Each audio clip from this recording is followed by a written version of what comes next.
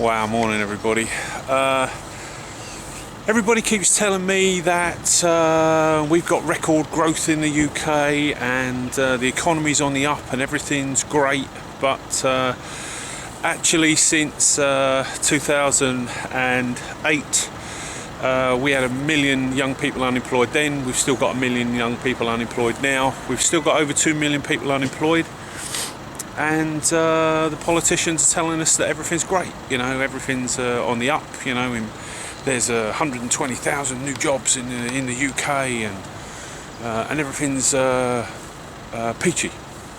Well, I think once you start to crunch the numbers, you see that 40 hours a week plus overtime, jobs in engineering, you know, jobs you can bring up a family on, are fast disappearing, being replaced by jobs that you have 0-hour contracts. So very simply, they just phone you up and say, you know, Roach, we got a 4-hour shift on Thursday. Do you want it? You know, you get no statutory sick pay, no maternity leave, no paid holidays. So yeah, there are a few more jobs about, but you're finding people have got 2 or 3 part-time jobs instead of one, 40 hours a week that you could support a family on. So it's a sort of genuine deceit, I think. In the UK, the shop behind me, just see the Salvation Army shop in the background there. Salvation Army run a food parcel centre, and the Salvation Army are feeding 120,000 people a week. Now, I think the assumption is by the wealthy and kind of central government and politicians is that you just go down to the food bank and say, oh, you know, I'm on sort of hard times and can I have some food? And that's not quite how it works. You have to go through the Department of Health and Social Security system. So you have to go down, see if you have any legal entitlements to benefit. And if you don't, if there's nothing that the state can do for you, no allowance that they will issue you with, then what happens is they give you a chit. Now, that chit you take to the Salvation Army or some of the charitable organisations, and in return they will give you a food parcel, you know, that will last you a week. But this assumption that you just bowl down there and they give you a big bag of shopping for nothing is just delusional. I'm thinking back to the Olympics, and we threw a party for the world and everybody came, brand new stadiums. You know, there was an Olympic stadium on the opening ceremony with 100,000 people in it. When I looked at that stadium, what I saw was 100,000 people with nowhere to live. I saw 100,000 people without jobs. Now, that's me probably putting a negative spin on things, but regular working class people are the people that take the hit time and time and time again. You know, they're the ones that are bang up against it most of the time. So I tried to get the point across that kind of prepping is about saving money. You know, it's about rubbing along, getting by for less. And people say to me, well, you know, I can't afford to go and spend extra money on food that I'm just going to put to one side. I'm having quite a hard time feeding the kids as it is, you know. But if I go into a shop and there are, you know, I bought some washing up liquid the other day, normally 99 pence a bottle, you know, 2 for £1. So I bought 6 of them, spent £3 on them, threw them in the cupboard, so now I've got washing up liquid for 50p. I appreciate not everyone's in that kind of boat, but that's prepping. You know, prepping is about saving money, about balancing the books, about rubbing along and getting by. It's our regular working class people are going to get by and make a difference, feed the kids, you know. So what I'm going to do now is head into these charity shops. So here's a couple of bargains. I just found myself a tripod for £5.99, about $7.50, and this backpack looks pretty funky, and I'm sure it'll come in handy. £4.99, £5, $7.50. Absolutely nothing wrong with it. All the zips work. You know, I'm going to buy that tripod because it's only a matter of time before I break the one that I've presently got, because I'm always taking it in the field, you know, putting it on the bike, the BOV, etc, etc. So I'll buy that, stick it to one side, make that will be peachy. £5.99, full working order, great backpack. See, this is one of my favourite preps really. I throw these in the cupboard all the time, but I bought some of these recently and they were £1 a packet, and you know, picked up half a dozen, threw them in the cupboard, forgot about them. But here in one of our biggest superstores, I mean, they're £1.65, almost you know, over 1.5 times what I paid for them. So it just goes to show that even in big stores you don't always get bargains.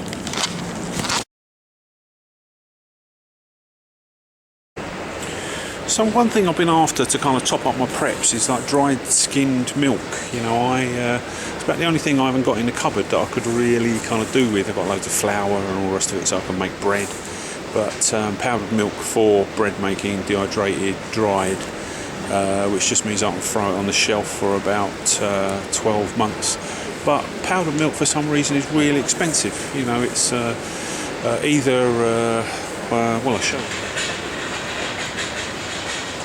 Or failing that, we're having packets at £1 each. So I guess it's 5 packets.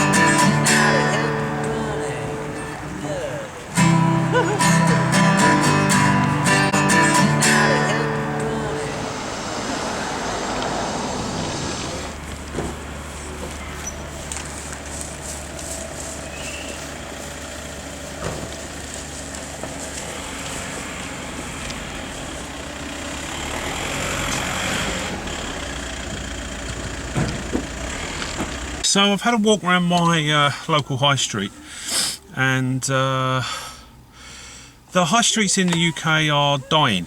You know, in my town there's half a dozen, 10 charity shops, and of course every time you see a charity shop, really it's a business that's folded, and the charities, so whether it's the Salvation Army, Cancer Research, whatever it is, you know, they're getting the shop for a minimum, absolutely kind of knockdown rent. At very worst, a lot of these people get the shops for free, and they also, because they're a registered charity, they won't be paying the business rates and council tax, you know, on the shops, which is in itself kind of crippling. So a good way to guesstimate where your town is or where your local high street is how many charity shops you've got in it. Because like I say, every time you see a charity shop, that was a kind of viable business that has folded. And you know, so with that go jobs, part-time jobs, turnover, revenue, taxes, you know, business rates, council tax, all that sort of stuff. It all goes out of the economy. I was out looking for a few really basic bits in the charity shop, and I tell you, one thing that I could not find was a couple of medium-sized saucepans with lids. You know, what I was thinking was, well, if I absolutely kind of was on my arse and trying to live off of you know, kind of benefits, or, you know, kind of minimum wage, call it what you will, obviously you need something to cook your food in. You can buy food, I think, fairly cheaply. I could certainly feed myself for about £25-30 a week, and that would be kind of breakfast, dinner and tea. You know, granted, you wouldn't be exactly kind of dining out on cordon bleu food, but there's a lot of kind of cheap processed food, which obviously generates another problem of its own, in that if you're living on processed food because you're skint, then you know, they're full of salt, full of sugars, people put on weight, you know, blah blah blah blah blah. So there are health issues equated to it. I mean, my time with the ambulance service, my 20 years on the road, really, I always found it to be a pretty simple equation. You know, if you live badly, you get ill, and there were people over the years that I saw again and again and again and again and again because they live badly. You know, so of course it's not rocket science. You know, if you live like that long enough, sooner or later you get ill. But I just wanted to sort of, you know, I just wanted to have a look at our local towns. You know, politicians, local central government, they're all telling us the economy's on the up, everything's getting better, employment's going in the right direction, you know. And you have to have a positive mental attitude, otherwise nothing's going to change. You're never going to get out of this position we're in, you know. But I just think, you know, proper jobs, 40 hours a week plus overtime at the weekends, you know, on realistic wages that you could support a family, pay your rent or your mortgage, all your bills, kind of rub along. You know, so many of those jobs are gone. We've still got, you know, 100,000 people have had their homes repossessed. We've still got 100,000 people that have been evicted for non-payment of rent, you know. So that's 200,000 people living where, you know. I kind of shudder to think. I mean, I've got 2 young children, as everybody knows, you know, and there is an element of sort of there, but for the grace of God, you know. All right, I've got my occupational pensions, and my wife's in full-time employment, you know, so she's the breadwinner, I'm the bread baker, you know. But I think it's a tough gig for regular working class people, you know, trying to just rub along and trying to get by, you know. Everybody's telling us that the recession, we're coming out of recession, we're not in recession, recession's over, you know. But what people aren't telling you about, I suppose, is a massive fundamental flaw in this recovery, which is London is the financial centre, one of the biggest financial centres in the world, but it's a financial centre for Europe for sure. You know, well, Italy are still teetering on the edge. Spain, you know, have got over 1 million young people unemployed, and Europe has its problems. You know, Greece is still in trouble. Southern Ireland is still in trouble. But what people won't tell you is that British banks own $80 billion of the European debt. You know, so if any of those European countries go pop, we could easily have a run on a high street bank in the UK because they own the debt, you know. So I just think that it's kind of ludicrous, you know, for people to say, oh, you know, it's all on the up, it's all on the mend, you know. Look a little bit deeper behind the headlines and what you're being fed by local and central government, and in my heart I think that the UK is still in trouble. You know, like I say, next time you're out, have a look at your local high street, see how many charity shops, see how many charities are trying to raise money, and that real estate is companies, jobs, firms that have gone into receivership, you know. So for whatever reason, you know, the economy sort of affected them adversely and they're gone, you know. So a good parameter of how your local town, how your local economy, how your community is getting along is the amount of charity shops you have in your high street, you know. So here in my local town I've got between 6 and 10, you know, but those 6 or 10 shops are shops that used to be viable businesses that have gone, either ceased trading, gone into receivership, filed for bankruptcy, gone, you know. And those local people and those local businesses are no longer contributing to the local economy, and you know, that's a bad thing. So every time you see a charity shop, you know, there are a few bargains to be had, but I think it's because something bad happened, you know, and there you go. But I guess when money gets tight, the last place that people go is the high street. Everybody's looking for a bargain, everybody's looking to save money, you know. But there was an old saying with kind of retail and shops in the high street, which was use us or lose us. You know, we had a massive store chain called Woolworths that was kind of American, and went into receivership overnight. You know, there was a bank holiday weekend, people came into work on a Tuesday morning, 27,000 people were out of work, Woolworths was gone. I think I'll sort of tie it up here. But next time you're out, have a look at your high street, your local economy, see how your local community are doing, you know. But the more charity shops you've got going on, the worse things are. So that's just kind of my 2 penneth at this end.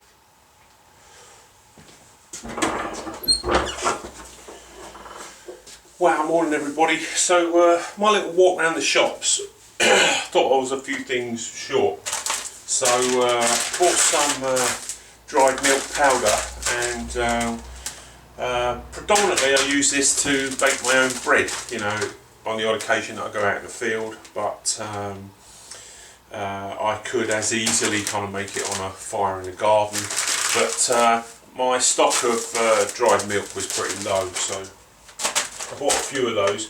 Don't know why, but dried powdered milk seems to be quite expensive. These things were £1 each, which I thought was quite a lot of money. Another little bargain that I picked up was just some kind of washing up liquid, but these are normally about £1 each, or sort of 99 pence, and they were 2 for £1, so I grabbed 4 of those. Anyone that watches my channel knows that I love a cup of tea, and in my local superstore, 160 tea bags were half price. They're normally £4.75. I think they were £2.45, I think. And so again, you know, I grabbed 3 of those, threw them in the cupboard. Try not to forget kind of medicines and cough mixtures and stuff like that on your preps. Again, my local superstore were having a bit of a clear out, just kind of chesty cough medicine, but was about £1, £1.50, something like that, cheaper than it normally is. It's all good, it's all in date, so I thought I'd grab a couple of those while they were cheap. If you buy an individual chocolate bar, they're about 60 pence, something like that, which I think it's just ridiculous money, sort of 69 pence. You know, when you're at the gas station, big display of chocolate there. We pick up these at the superstore, exactly the same thing, 4 bars in a packet, and these are £1. So these are kind of 25 pence each, whereas those, an individual bar, is sort of 60 or 70 pence each. So it makes no sense whatsoever to buy chocolate in kind of individual bars. What I tend to do is buy these things when they're cheap from the cupboard. Again, anyone that watches my channel knows that when I go out in the field, I like a bar of chocolate. But the other thing is, it's you know, if I'm stuck in with the kids, if I can't get out, what I normally do is get a chocolate bar, cut it up into 6 little bits, put it in a little kind of beaker for them, and have a couple of bits of chocolate each, and suddenly they're like, you know, as happy as Larry. Again, kind of hot chocolate. They were a couple of quid instead of about £4. So for me, prepping has always been about saving money, not about spending thousands of pounds, you know, throwing money at preps to just put to one side. It's about starting buying stuff when it's cheap, putting it to one side, so it's the old, you know, put a little bit aside today because tomorrow just might be a bit tougher.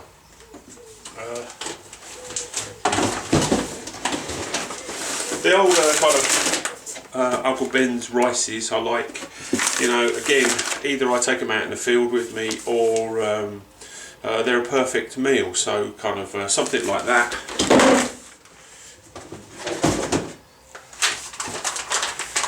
With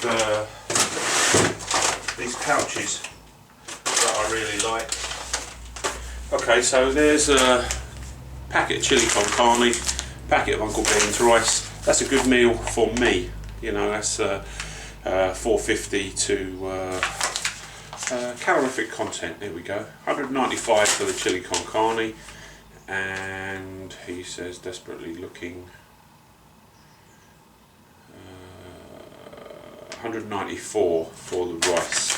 So there's 400 calories there, which I think definitely keeps the walk from the door, even for someone my size. So all those bits are is just an instant meal, you know. Both of them are already kind of pre-cooked, so the chili's already done, just a matter of heating it up, as is the rice. You can do that in a microwave, you can do it with a chemical heat bag, you can put it in a saucepan of water and bring it to the boil, but all about kind of solutions. The other thing that I've got in the bottom of the cupboard, let's just show you. So down there, that's food and supplies and bits and pieces in kind of buckets and boxes ready to go. So over the Christmas period here in the UK, We had 750,000 people without electricity over the Christmas period, and we also had 75,000 people that were flooded out of their homes. You know, so this sort of having stores set to one side in buckets or boxes ready to go. I mean, my plan would be to throw those pre-prepared foodstuffs into the trailer or into the truck, and off we go. And like most people, we're probably just going to go and stay with friends and relatives. But when you turn up at your friends and relatives' house because you've been flooded out, or something else has happened that you have to evacuate your home. So let's say you've got no power and your house is 3 feet underwater, which happened to thousands of people here in the UK at Christmas. When you turn up at your relatives, you're not there eating them out of house and home. You know, so what I've got food in containers and boxes ready to throw on the truck. I've got warm clothes for me and the girls, and I've got a box of sundries, you know, toilet paper, toothpaste, toothbrushes, all that sort of, you know, consumable stuff. So you turn up at your relative's place, they're kind enough to put you up while, you know, you endure your own little disaster and get sorted out. But the point is, you don't eat them out of house and home, you know, and you're not dipping into your savings to finance the time that you're there, you know. So I think with a little bit of forethought, with a little bit of preparation, with a little bit of prepping, if it happens again, it's highly likely that you'll be welcome back. You know, if you turn up and you eat them out of house and home, then the chances are, if it happens again, and people in the UK have been flooded out several times, the same homes have been flooded out several times, you know, maybe a year or two apart. Even over the Christmas period, there were people whose houses were flooded. They had about 3 to 5 weeks to clear the house out, to strip the plaster back, to get the house ready for repair, and then there was another substantial flood. So you know, there are coastal towns where people have been flooded out several times. But if you turn up at your relatives, if you've got your own stuff, if you've made preparation, like I say, the chances are that you will be welcome back if it happened again. You know, another idea is, wherever your bug out location is, and most of us are going to stay with friends and family, to maybe have a conversation where you turn around to them and say, look, you know, I've got a couple of half a dozen plastic crates. Is there any chance I could bring them and stand them in the corner of the garage, you know, and just forget about them? So if it happens again, you haven't even got to transport this stuff. You know, it's all dehydrated or dried foods. Like I say, it's sundries, it's spare warm clothes for the kids, you know, and it sits in your mum's or your auntie's or your brother's garage for if and when, for just in case, and let's hope and pray that you don't need it at all. But that's prepping, you know. So for me, prepping's about saving money. It's about buying things when they're cheap, and we're not talking about spending hundreds and hundreds of pounds. You know, these few bits I've spent probably come to about £25. But throw them to one side. At very worst, I'll use stuff when I go camping, or if I want a super quick meal at home, and we're maybe starting to run out of stuff in the house, so just take a big box, get what we need, put it in the larder, and then play catch up another time when we've got a few quid. So that was my little trip around the shops. This is just an update on my kind of philosophy about prepping, where the country is, and why I still think it's a good idea, and obviously I'm still doing it. You know, so as always, YouTube, any comments, love to hear them. Back soon.